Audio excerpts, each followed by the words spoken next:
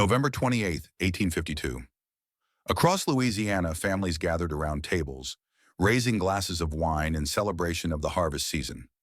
Roast turkey dripping with butter, candied yams glazed with honey, and steaming pumpkin pies filled the air with warmth. Fiddles played, children laughed, prayers echoed in unison. It was Thanksgiving, alive with joy. But at Willow Creek Plantation, the holiday carried a different scent. The heavy, choking stench of bubbling fat, thick smoke curling through the kitchen like a living thing. And standing in the middle of that haze was Martha Greene, the old cook who had spent half her life in this house. Her hands stirred the great cauldron with steady rhythm, but her eyes were not fixed on the boiling lard. They drifted quietly through the doorway toward the brightly lit main house, where Tobias Haraway, the arrogant master, lifted his glass of whiskey. At his side sat his three sons, Edward, Marcus, and Samuel, laughing thunderously as though the world itself had been made to serve them. They waited there, expecting a feast, unaware that the same kitchen which had fed them all their lives was, on this night, about to become their gallows. Its flames the hangman, its grease the rope. Later, the newspapers would call it the Willow Creek Thanksgiving Massacre. They described Martha as mad, a wild beast unleashed. But to those who remembered the night Tobias sold a 7-year-old girl, Martha's daughter, to pay his debts, or who had heard the Haraways laughing while a slave was beaten to death, this was not madness. It was a debt collected, written in the only recipe the old cook had left. Outsiders saw Martha as nothing more than a stooped shadow in the kitchen, silent, meek, her life reduced to ladles and wooden spoons. But in truth, for 30 years she had been gathering, not spices, but memories, and an ember of rage that refused to die. And on November 28th, 1852, that boiling pot was no longer meant for turkey. It was meant for the men who believed themselves untouchable in their laughter. They say, "Where there is a hearth, there is peace." But for Martha Greene, the fire no longer meant safety. It was the beginning of judgment. Within hours, Edward, Marcus, Samuel, and Tobias Haraway would writhe on the kitchen floor, their flesh blistered, the grand house silent as a tomb. And in the kitchen, the fire would still roar, not just a flame for cooking, but a whip of justice, the only justice Martha had ever been granted. This is not the story of a crazed rebel. It is the story of a mother who lost her child. Not senseless chaos, but a final verdict, written not in ink, but in boiling grease and screams. So if you are watching this with a golden turkey on your plate, take one firm bite. For Martha Greene's story reminds us, some meals are not meant to be eaten, but remembered. A Thanksgiving feast seasoned with vengeance. Night of November 28th, 1852. Thanksgiving fires flickered all across Louisiana, but within the grounds of Willow Creek Plantation, two parallel worlds revealed themselves, like two crooked paintings hanging on the same wall. In the parlor, the chandelier glowed golden, its light scattering across the walls until everything seemed gilded. On the long white draped table, turkey stuffed with lemon, venison stewed in wine, cakes dusted with sugar, all arranged as though this feast had been prepared for royalty itself. Crystal glasses clinked, whiskey flowed like a river, cigar smoke curled upward, mixing with peals of laughter. Edward, Marcus, and Samuel, the three sons of Tobias, raised their glasses high, boasting of new lands seized, of profits freshly pocketed. They laughed, shouted, called their father the builder of an empire. Tobias nodded along, his belly swollen with drink, his eyes gleaming with pride, or perhaps just with drunken haze. To an outsider, it would have looked like the perfect family portrait of a prosperous South, a Thanksgiving paradise fit to be printed in history books. But what kind of paradise is built on the blood and sweat of others? Just down the hallway, paradise turned instantly into hell. In the kitchen, waves of heat rolled from the fires, thick with the stench of lard boiling in iron pots until the air was heavy enough to slice with a knife. The slaves moved silently like shadows, eyes down, hands quick, stuffing pies, carrying trays, scrubbing dishes. And at the center stood Martha Greene, the cook, stirring the great copper cauldron. The fat hissed and spat, scalding drops bursting against her arms. Yet she never flinched.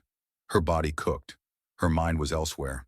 Her gaze pierced through the walls, fixed on the bright room beyond, where the men who had once sold her daughter were now raising their glasses to family. Outside, in the slave quarters, the cold wind whistled through gaps in rotten wood. Inside, children huddled under rags that could hardly be called blankets. Adults sat shoulder to shoulder, forcing down watery gruel as though it were their only feast. There was no music here, only coughing fits, the rattle of chains and sighs that came out broken. In the same moment, two worlds lived only steps apart, one drowning in wine, meat, light, and music. The other starved, freezing, swallowed by silence. One laughed so loudly they believed themselves untouchable. The other bowed so deeply they believed themselves invisible. And yet it was the silence that proved most dangerous. For inside silence smoldered memory, burned injustice, and debts unpaid. If someone had written a postcard of Willow Creek that night, the front would show the glowing mansion, a banquet of turkey and wine. But flip it over, and in small letters you'd read, "Thanksgiving reminds us, not everyone has a seat at the table." That night, Martha understood better than anyone. While one side raised a glass of cheers, the other could raise only a ladle of gruel. And that same night, she knew it was time to prepare a different dish, the only dish that could bring those two worlds crashing together. Before the world knew her as Martha Greene, the cook of Willow Creek, there was once a barefoot girl named Essie who chased fireflies with the torn hem of her mother's dress. That was back when the kitchen fires still smelled of warm rice, not of boiling lard. Essie's mother, Hagar, was a woman of few words, but her hands carried secrets. She taught her daughter that in a kitchen, some ingredients never appeared in any recipe. A pinch of patience, a spoonful of silence, and a fistful of memory. When the stew simmered, Hagar would say, "You don't need to shout, just wait, just watch, then give it what it needs." At first, it was only a cooking lesson. Later, it became the formula for survival. Endure, wait, and one day repay every debt. Essie's father, Jonas, worked the cane fields. One morning, he was accused of stealing a jar of molasses. Proof? None. All they needed was an excuse. They tied him to the iron cross behind the smokehouse, the same place they hung slaughtered pigs. For 2 days, they left him there under the sun, blood dripping into the dirt, flies buzzing as his only audience. Essie was 12. She watched through the crack of the kitchen door, saw her father's legs trembling, saw his back spasm at every lash. In the cruelest moment, when he finally drew his last breath, the master's children, including young Samuel Haraway, pelted his corpse with stones, laughing as if it were sport. Essie did not cry. She did not scream. She stood still, storing every detail. From then on, every bubbling pot echoed like her father's blood, hissing into the earth. By 15, Essie had become the woman of the kitchen. They praised her, born with a cook's hands, meaning her food was rich, flavorful, unforgettable. But no one knew that as she sliced meat, she was also slicing grief into paper-thin layers, hiding her wounds where no one could see them bleed. She learned which leaves could soothe pain, which seeds could draw tears, which fire could turn a meal into a memory no one would forget. But her greatest skill was not seasoning, it was pretending. She mastered the art of bowing at the right time, smiling when insulted, keeping silent when she wanted to scream.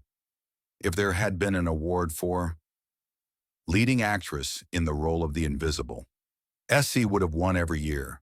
For her entire youth, she lived as a shadow in the kitchen, present only to clean, to cook, to serve, and to disappear when no longer needed. Years passed and Essie became Martha Greene, but the memory of her father crucified on iron never left her.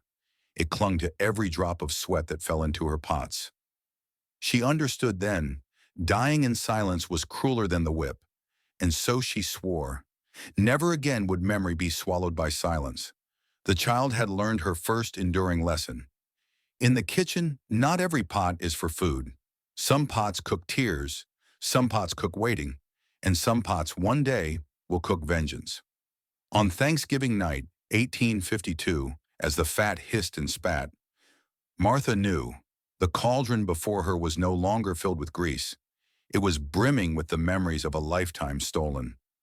After her father's death, Martha grew up with a hollow inside her that nothing could fill. But fate was not finished with her yet. It had prepared another wound, deeper, sharper, and one that would haunt her until her last breath. In the smoky, sweat-stained kitchen, Martha once found a fragile comfort, her daughter, Clara Greene.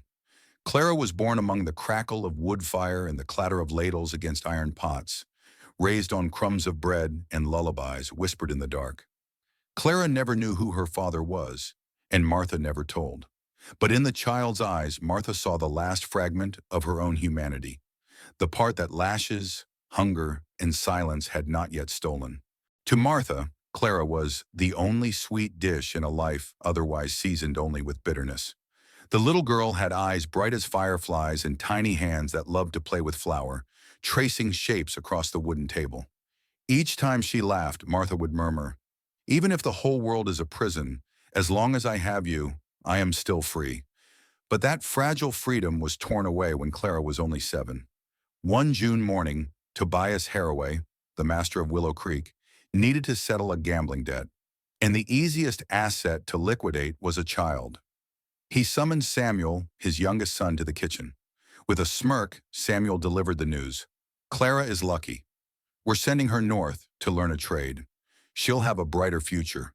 Your mother should thank us." Martha froze, still clutching a wooden spoon. She wanted to scream, to throw herself forward, but her legs felt shackled. She knew resistance meant whips, blood, and Clara would vanish even faster. That afternoon, a carriage stopped at the door. Clara was lifted inside, her wide eyes blinking in confusion, her tiny hand waving back toward her mother.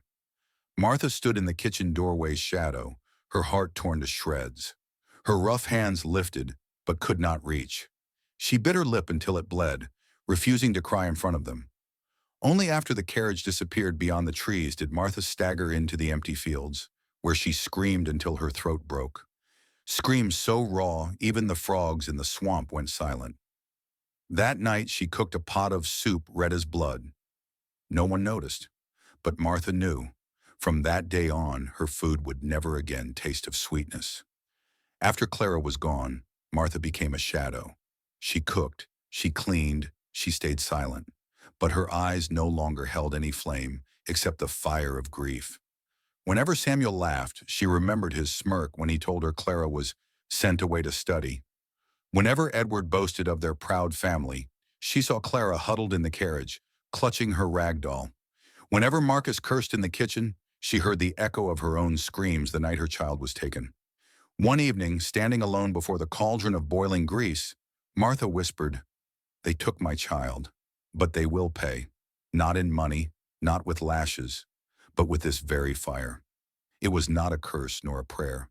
It was a vow, the vow of a mother robbed of her child, of a heart that had nothing left to lose. If anyone asked, what is the strongest weapon a cook can wield? Most would say a sharp knife or an iron ladle. But for Martha, the strongest weapon was memory. Memory of the child stolen from her. And she carried that memory for 15 long years, until Thanksgiving night, 1852, when the cauldron of boiling fat became the final verdict.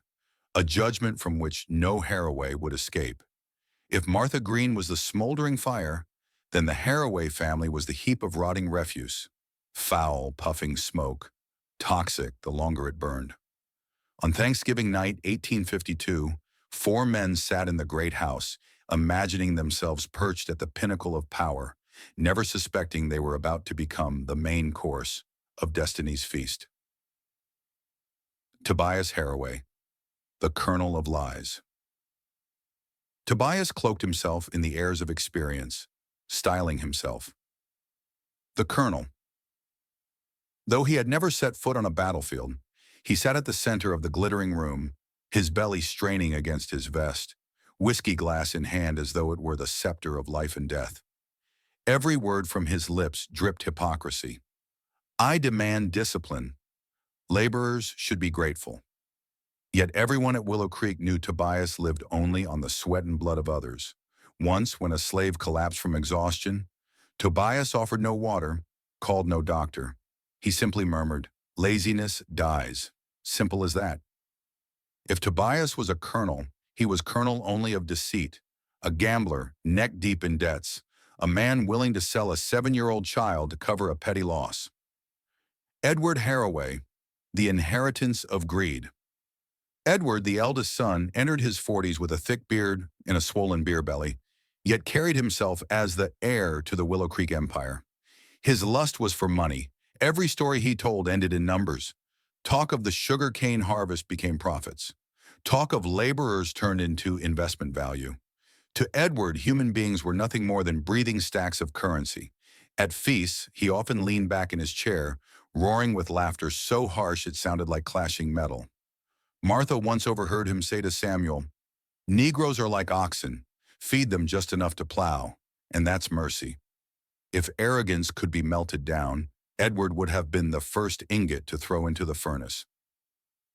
Marcus Haraway, the tongue of poison. Marcus, at 35, was less obsessed with wealth, but far worse in cruelty of speech. He delighted in mockery, in shrinking others with words. During dinners, he crossed his legs, whistled, then delivered cutting remarks that sent the room into laughter, leaving the target bowed and humiliated. Once, as Martha carried a tray of cornbread, Marcus flicked his wrist so it crashed to the floor. He doubled over, laughing. "Look at that! Even cornbread knows how to kneel." It was not wit. It was a blade dipped in venom. Marcus lived by grinding salt into wounds, finding amusement in others' humiliation. Samuel Haraway, the smile that killed. If Edward embodied greed in Marcus' cruelty of tongue, then Samuel, the youngest at 28, was the incarnation of heartless brutality dressed in a smile. He smiled everywhere, always. White, polished, charming at first glance, but beneath it lay an ice-cold ruthlessness that froze anyone who looked too long. It was Samuel who carried the news that Clara, Martha's daughter, had been sold away. He tilted his head, smirking as he spoke. "The girl is lucky. She's being sent north to learn a trade. Her mother should be grateful." The way he uttered lucky etched itself into Martha's soul. To her, Samuel was not merely cruel. He was the living memory of her greatest loss, the Haraway for Tobias, Edward, Marcus, Samuel. 4 names, 4 shades of evil, bound by a single belief that they were untouchable. They drank, they feasted, they spun tales of conquest as if they were gods on Olympus. They believed laughter and power would protect them forever. But on that Thanksgiving night of 1852, the very things they scorned most, the kitchen, the fire, the boiling grease, and the silent woman named Martha Greene, would become the hammer that fell, sealing the final verdict against the Haraway family. Some uprisings erupt with drums, shouts, the clash of steel on steel. But Martha Greene's revolt began with silence, a silence thick as smoke, heavy as iron, stretched across decades, until Thanksgiving night, 1852. In 30 years behind the stove, Martha had not only learned how to season food, she had learned how to season memory. She remembered every small habit of the Haraway clan. Tobias always downed 3 whiskeys before sitting to dinner, and by the 4th his hand began to tremble. Edward often slipped away from the feast to fuss over ledgers, believing his empire lived on ink and paper. Marcus crept into the kitchen to mock her, then strutted back to the dining room with tales of the old cook half in the grave. Samuel prowled the halls, grinning, touching everything as though the house were his personal stage. Martha kept track of it all, not with pen and paper, but with scars on her skin, with nights of swallowed sobs, with the ghost of Clara etched into memory. The kitchen, meant to be her cage, became her battleground. The cleaver became her weapon, the iron ladle, a hammer, the cauldron of lard, a molten pit of judgment. By day, Martha stirred soups, baked pies, spiced roasts. By night, she trained, lifting heavy pots, pivoting quickly in tight corners, stepping lightly so the floorboards did not creak. She moved like a fighter. Only her weapons were wooden spoons and fire. Some had seen her stand for hours staring at the staircase. They thought her mind was slipping. In truth, she was memorizing which steps groaned, which held firm, so that when the moment came, she would move like a ghost. Others waited for golden brown turkey, but in the kitchen Martha was feeding another beast, the great vat of boiling lard. She knew that at 375 degrees, fat didn't just crisp skin, it stripped lies to the bone. Each time hot oil hissed, she remembered Samuel's smirk, his false words that Clara had been sent north to study. Each bubbling surge was a bell toll. The hour has come. They will taste justice. The genius of her plan wasn't only in the weapon, but in the Haraway's contempt. Tobias and his son saw Martha as a shadow, old, slow, harmless. That disdain was her perfect armor. If there had been an Oscar for Best Supporting Role Invisible Servant, Martha would have won every year. They never realized the stooped figure in the kitchen was rewriting the script of their final act. On the night of November 27th, the eve of Thanksgiving, Martha sat alone by the hearth. In her hand was not a wooden spoon, but the small knife her mother had left her. She pressed its blade to her chest, closed her eyes, and whispered, "Tomorrow I will not cook a feast. I will cook a sentence." When she set the knife down and fed more wood to the flames, the fire leapt high, glinting in eyes that had long since forgotten how to cry. Thanksgiving night, November 28th, 1852. The clock struck 12, each toll echoing like the opening drums of a bloody play. In the parlor, laughter still roared. Edward raised his glass of whiskey, triumphant. "Another year of success for the House of Haraway," the others bellowed with drunken pride, never noticing that the kitchen behind them burned like the open jaws of a beast. Edward was the first to wander in. He claimed he wanted to check the turkey, but in truth it was only another chance to lord his power over Martha. He staggered in, reeking of liquor, tapping his glass with smug rhythm. "Martha, still not finished. A turkey late is a turkey wasted. The guests might as well eat with their eyes." He chuckled, his voice soaked with contempt. Martha said nothing, her eyes fixed on the cauldron of grease, bubbling, roaring like a volcano. Her ladle stirred slowly, as if following a hidden rhythm. Edward leaned closer, hand reaching for the lid of the vat. In that instant, Martha spun, faster, harder than he could have imagined. The iron ladle cracked across his wrist. "Ah!" Edward shrieked, whiskey glass shattering at his feet. Before he could comprehend, Martha gripped her thick gloves and heaved. The cauldron tipped, unleashing a wave of boiling fat that crashed onto his body. The sound was inhuman, the hiss of flesh meeting fire, like a fish thrown into a burning pan. Edward's scream shattered into jagged pieces, echoing down the corridor. He writhed, blazing red, before collapsing to the tiles, his eyes bulging, skin blistering away. If justice ever fit him, it was this, cooked alive in the very grease he had once forced others to labor for. His screams drew Marcus storming down the stairs. No weapon but a fireplace poker, his face flushed with drink and fear. "Martha, what devilry is this?" he roared. The kitchen was hell itself, smoke thick, grease and blood slicking the floor, Edward's body convulsing on the ground. Before Marcus could retreat, Martha snatched up the meat cleaver. Steel flashed in the haze. She charged without a scream, without a curse, only precision. Marcus swung wildly, the poker clanging, but his drunk hand wavered. Martha darted aside, her blade slicing his leg. He buckled, howling. "Witch, they'll hang you for this!" he spat, eyes wild. Martha leaned close, breath laced with hot fat, her voice iron. "No, I'm only cooking what you've sown." Then, with the weight of 30 years, she shoved him back toward the fire. His last swing was pitiful.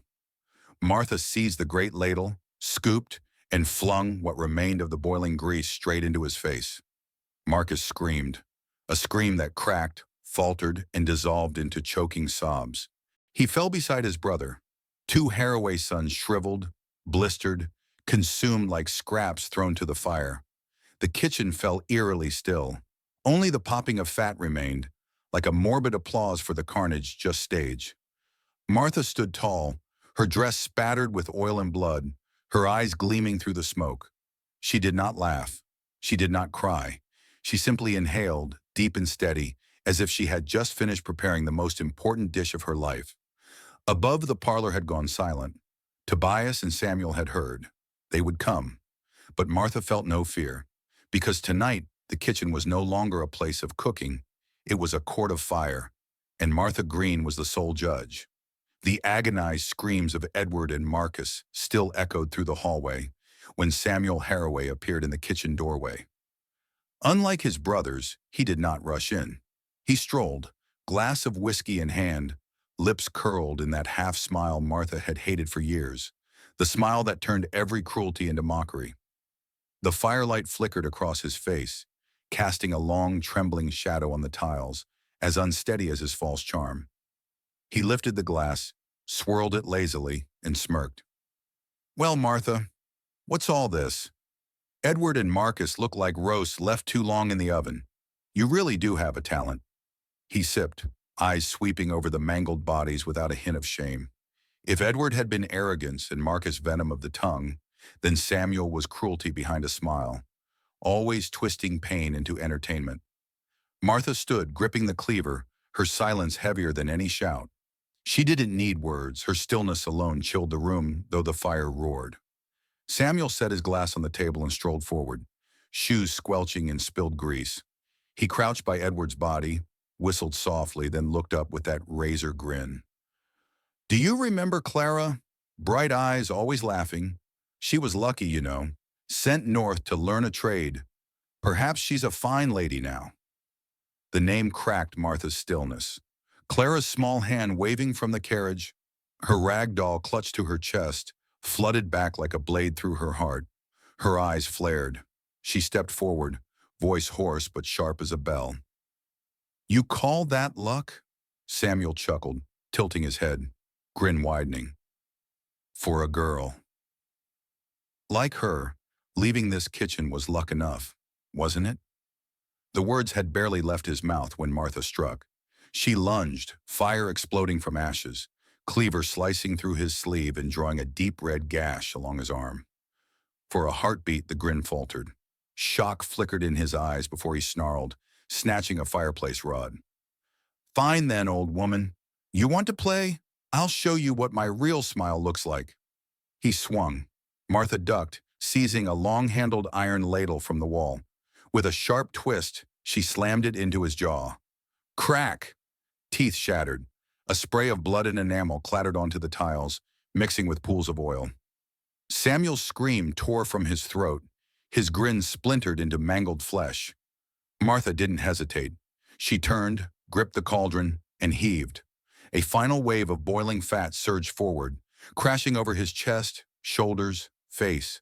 The sound was monstrous, skin blistering, flesh searing, the hiss of justice delivered in fire. Samuel writhed, shrieks echoing through the mansion, the last song of a cruel soul. He collapsed, clawing the air as if to snatch a final chance. But there was nothing left to grasp. His smile, his weapon, dissolved with his burning skin. The kitchen fell silent. Martha stood trembling, sweat and smoke streaking her brow, the iron still hot in her hands. Before her, Samuel lay twisted and blackened, lips once curved in mockery, now sealed in charred ruin. Martha whispered, not for him, but for the child ripped away so long ago. "Clara, he will never laugh at your mother's pain again." The firelight threw her shadow high across the wall, tall, unyielding, no longer a weary cook, but the silhouette of a judge delivering sentence. If Samuel had ever written a book on the art of smiling, this kitchen wrote his final chapter instead. The smile of evil cannot survive once the oil has boiled hot enough for justice. The screams of Edward, Marcus, and Samuel had not yet faded when Tobias Haraway staggered down the stairs. His once-pressed vest was crumpled, his tie crooked, his breath thick with whiskey. But in his trembling hand he still clutched a pistol, like a frail shield against the inferno waiting for him. He stopped at the kitchen threshold, his bloodshot eyes widening. Before him lay a nightmare. Edward and Marcus twisted, their skin blistered and peeling. Samuel, the youngest and most beloved, reduced to a grotesque husk, the stench of burnt flesh mingling with the greasy smoke. Tobias's mouth fell open, but no words came. He had grown accustomed to the screams of slaves, but to hear those same screams torn from his own blood, it pierced him deeper than any blade. In the center of the kitchen stood Martha Greene, gripping the meat cleaver, her hair plastered with sweat and smoke. She did not bow. She did not flinch. Her gaze met his, steady as iron. For a long, awful moment, the only sound was the steady hiss of grease bubbling in the cauldron. "Martha!" Tobias rasped, voice cracking. You killed them!" Martha did not deny it. She stepped forward once, her voice calm, almost like reciting a recipe. "No, you killed them long ago. I only set the table." Tobias raised the pistol, his hands shaking. The first shot rang out, slamming into the wooden wall, shattering a jar of salt that sprayed white like a sudden blizzard. Martha didn't flinch. She walked forward slowly, each step carrying the ghost of Clara beside her. "Stay back! Stay back!" Tobias shouted, but his voice cracked into something pitiful. There was no trace of the colonel's authority left. The second shot went wide. The pistol slipped from his sweat-soaked palm. Martha bent down, picked up the iron ladle slick with grease, and placed it gently on the table, her eyes never leaving him. Tobias stumbled backward until his spine struck the stove. The firelight cast his shadow grotesque and quivering, like a dying beast. "You're nothing but a cook, a worthless kitchen wench!" he shrieked, desperate. Martha tilted her head, lips curling into a faint, bitter smile, not of triumph, but of grim recognition. After decades, Tobias had finally spoken the truth. He had never seen her as human. She stepped closer to the cauldron, its grease still boiling, eyes glinting with reflected fire. "Yes, just a cook, but tonight, this kitchen doesn't cook food. Tonight, it cooks truth." Tobias's hands trembled. He collapsed, knees buckling, the pistol clattering to the tiles. In that moment, the man who once paraded as colonel was stripped to nothing but primal fear, the terror of being consumed by the very flames he had forced others to stoke. Martha did not need to tip the cauldron. Tobias was already undone.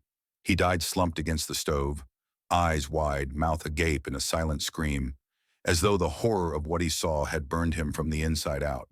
They found him at dawn, the fire long dimmed.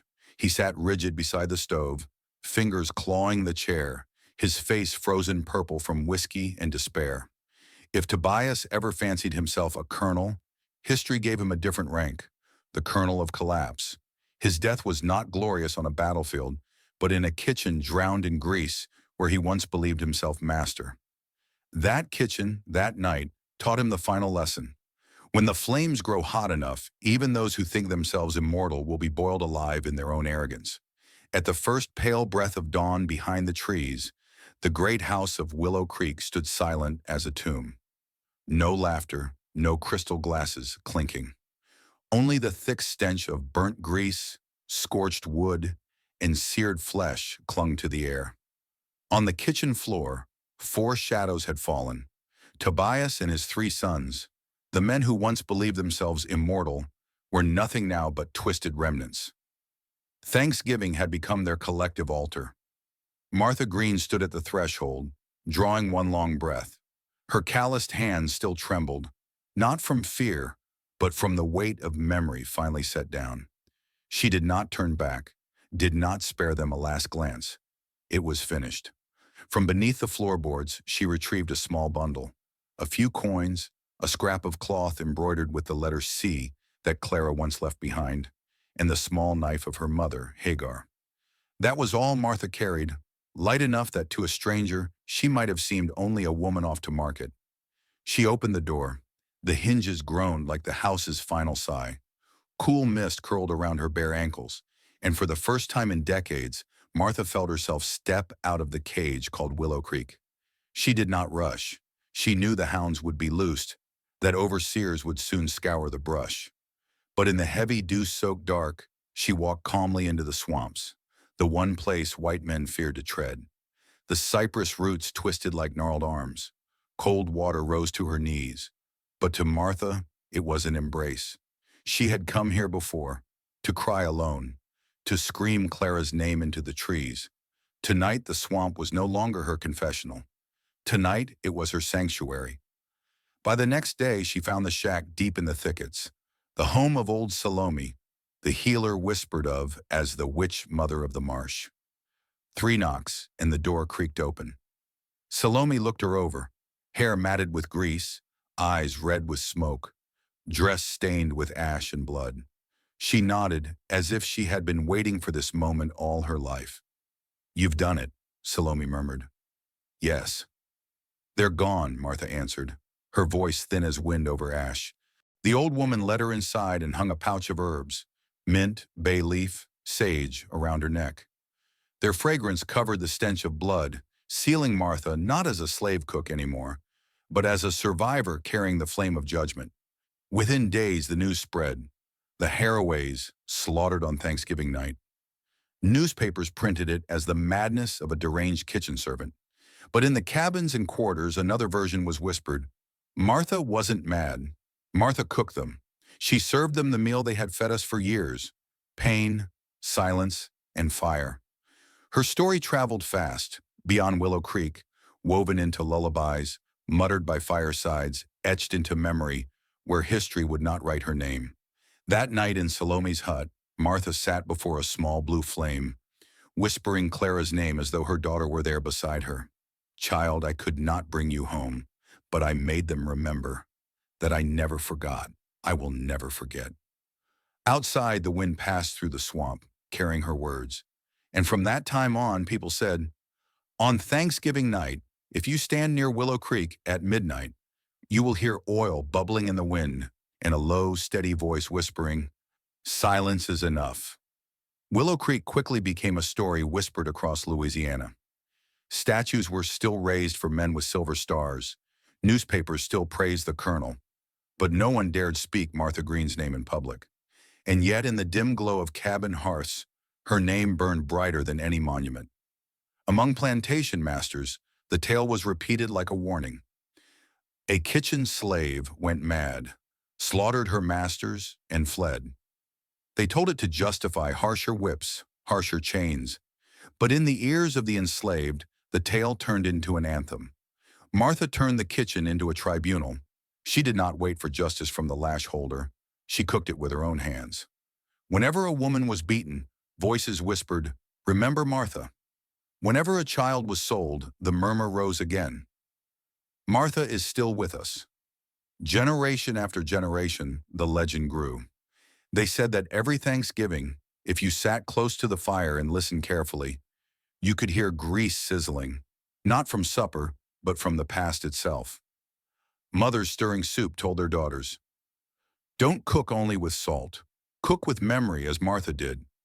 A man about to raise the whip sometimes froze, hearing in the back of his mind, "Martha is watching." Rumors claim Martha never died in the swamps. Some said she fled to Texas, living under another name. Others swore she joined the Maroons, becoming a queen in the shadows. One hunter insisted he once saw a woman walk across the water, ladle in hand like a scepter, before vanishing into mist. The truth was unknowable, but truth wasn't needed. Legend was stronger than records, and memory lasted longer than gravestones. Willow Creek fell into ruin. Weeds consumed the path. Roofs caved in. Yet the kitchen remained. Those who dared step inside swore the air was thick with rancid grease, the floorboards soft as if soaked with something darker, and always the feeling that eyes pressed into their back. No one stayed through the night, and still every late November, someone, no one knew who, left a small bundle of dried herbs at the kitchen door. Bay leaves, peppercorns, rosemary, a silent offering. We remember. Martha Greene's name was never etched in stone. No bronze statue, no official hymn. But she lived in whispers, in fireside retellings, in the bowed heads of those who remembered Clara, the child stolen away. The paper colonels, like Tobias Haraway, have been forgotten, but not Martha, for she taught a people that justice is not always found in courts. Sometimes it waits in the kitchen, in the flame, in the boiling oil, and whenever grease pops in a pan, someone shivers, not from fear, but from the certainty that Martha Greene's fire has never gone out.